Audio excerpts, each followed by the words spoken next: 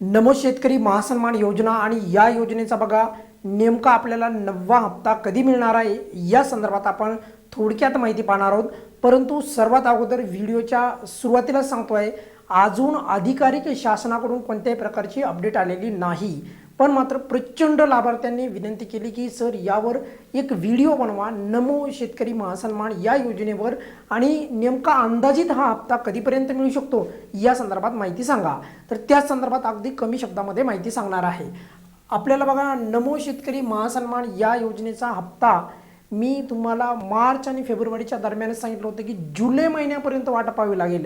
तेव्हा काही लाभार्थ्यांना असं वाटलं की इतका वेळ आपल्याला लागणार नाही, मध्येच वितरण होईल, तर तसं झालेलं नाही आणि त्याच्यानंतर हा दुसरा व्हिडिओ आहे या योजनेच्या संदर्भात, तर त्यामुळे तो व्हिडिओ तुम्ही पाहू शकता, अजूनही तो चॅनलवर उपलब्ध आहे। आता येऊयात आपण मुख्य मुद्द्याकडे। बघा नमोचा हप्ता कधीपर्यंत मिळू शकतो। काही ठिकाणी काही चॅनलवर तुम्हाला नमोचं वितरण सुरू झाल्याचे पण तुम्हाला बातम्या मिळतील, पण त्या सर्रास चुकीच्या बातम्या आहेत, त्यामुळे तशा गोष्टींवर तुम्ही अफवावर लक्ष द्यायची गरज नाही।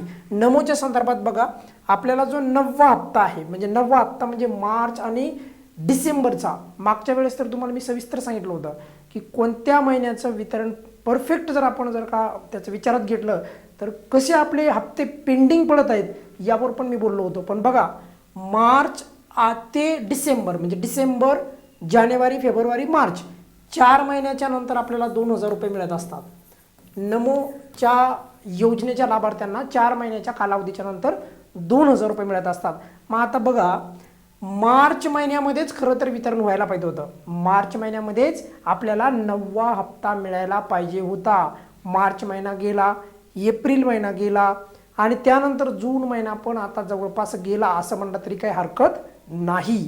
तरी देखील आपल्याला 9व्या हप्त्याचं जे वितरण आहे ते अजूनही प्रलंबित आहे। आणि एवढंच नाही तर बघा आता सध्या जुलै आपला जून, आता सध्या बघा जून महिना संपत आलेला आहे, याच्यानंतर जुलै आणि जर खरं जर पाहिलं तर परत एप्रिल, मे, जून आणि जुलै परत 4 महिने झाले बघा। म्हणजे खरं जर विचार केला तर असे 9वा हप्ता आणि 10वा हप्ता दोन्ही हप्ते प्रलंबित आहेत बघा। असं जरी म्हटलं तरी काही वावगं ठरणार नाही, पण एकत्रित शासन देणार नाही 2 हप्ते, एकच हप्ता मिळेल आणि तो म्हणजे कोणता 9वा हप्ता। खरं तर 2 हप्ते द्यायला पाहिजे, पण नाही तसं होणार। ते मी मागं पण तुम्हाला सांगितलं होतं, मागच्या वेळेस पण असंच वाटलं होतं आपल्याला की 2 हप्ते एकत्रित भेटेल, पण तसं झालेलं नाही।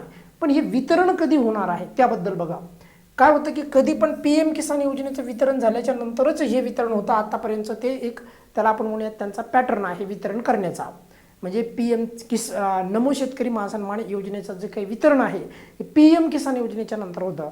त्याचं कारण पण आहे बघा, की असं नाही की त्याला काही कारण नाही, कारण आहे।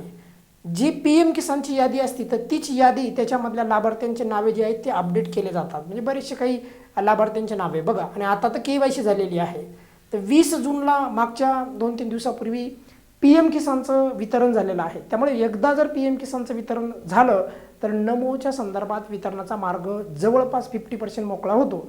पण याचा अर्थ असा मुळीच नाही की मग वितरण लगेच होईल, कारण त्यासाठी निधी लागणार आहे, त्यासाठी GR येणं लागणार आहे, अशा बऱ्याचशा गोष्टी आहेत। आणि मागच्या वेळेस तर पाहिलं आपण GR किती आल्याच्या नंतर पण 8 दिवस थांबणं लागलं होतं आपल्याला, तुम्हाला ते पण माहीत असेल बघा।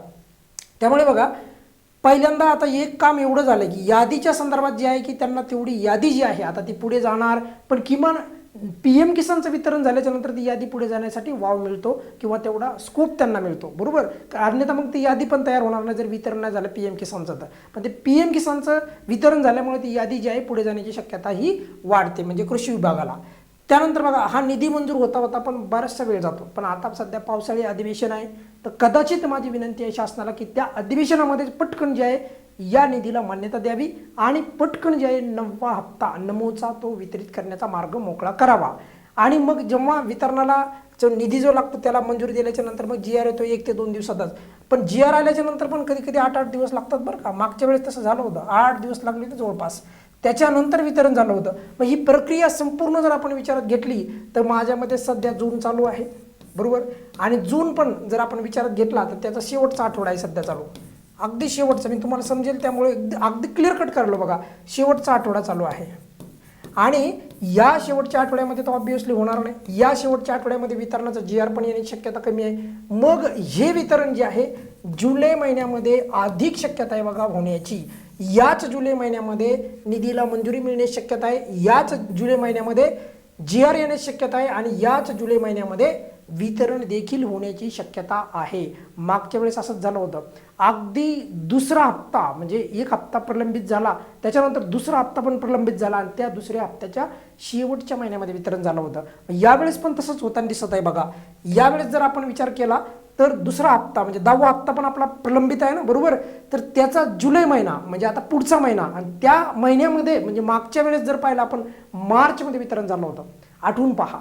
तर त्यामुळे जे सांगतोय की यावेळेस पण तसंच पॅटर्न सेम घडण्याची शक्यता ही अधिक आहे. त्यामुळे जुलैच्या जे आपल्याला शक्यतो माझ्या मते सेकंड वीकमध्ये म्हणजे दुसऱ्या आठवड्यामध्ये वितरण होण्याची ही दाट शक्यता आहे.